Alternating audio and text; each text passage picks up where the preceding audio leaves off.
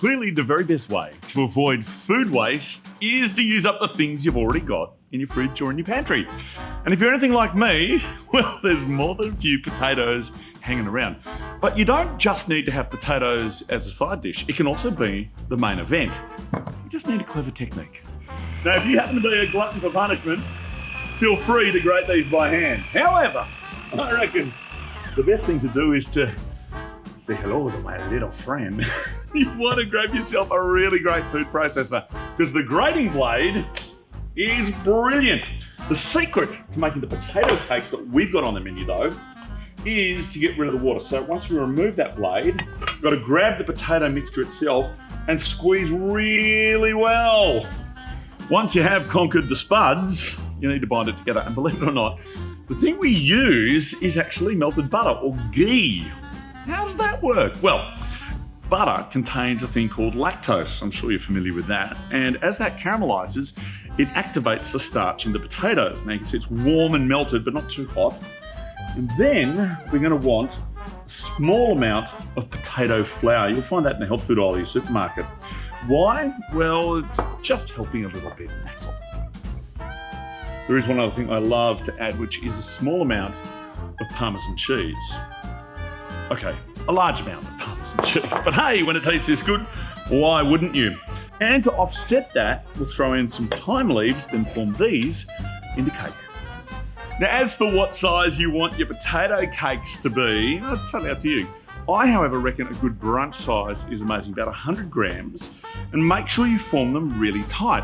As for cooking them, yes, we do need a little bit of extra virgin olive oil, even with all that ghee, and the reason is we want a lovely, crispy crust. Over the years, I've had the very great fortune to do a whole bunch of things with Oz Harvest. It's an incredible organisation helping to turn leftover foods into something of value for the community. Well, I'm lucky again because I've managed to hook up with Cook to Connect. And if you haven't seen it, you really should look at the whole program.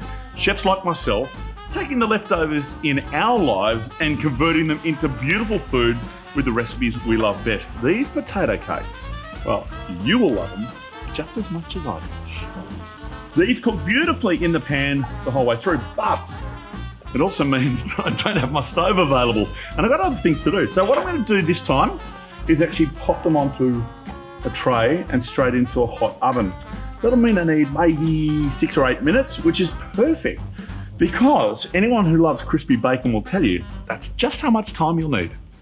When you go to make crispy bacon, you see all that lovely oil and butter left over in the pan? No, we'll set that aside for another recipe. To make the bacon crispy, you need a dry pan to start. After all, there's enough fat in the bacon.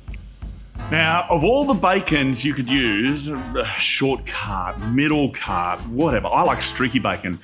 And when it says maple glazed on the packet, yeah, I'm sold. But we have a little competition. What's better, maple glazed or honey glazed? The answer, of course, is both. While the bacon cooks, we can get on to making a little bit of something fresh to go with it. I'm a big fan of these mixed coloured tomatoes that you can buy in your local supermarket or greengrocer. They're fantastic. They add a lovely freshness and a little bit of pizzazz to whatever it is you're eating. But if there's one vegetable I love more than any others, well, it's cucumbers. And these are my favourites. Honestly, I'll eat a packet of these just as a snack.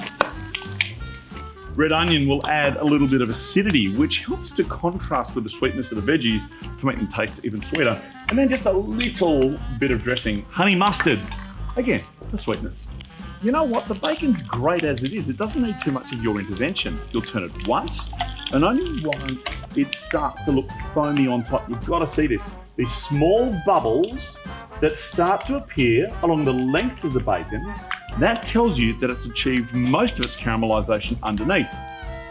I did promise you honey-glazed bacon, but how do you know when to add the honey? Well, it's exactly the same. We're waiting for those little bubbles to appear, which they have. And how much honey? Well, just a little drizzle. Okay, a big drizzle. I just love the honey. This is a really lovely local honey. At this point, you just need to let that cook until the honey starts to go brown, and by which time, I reckon the potato cakes will be done too. You might think you don't need the mustard and barbecue sauce, but I gotta tell you, those finishing touches are what make a dish like this. We've got the lovely cheesy potato cakes using up our leftovers, so there is no waste.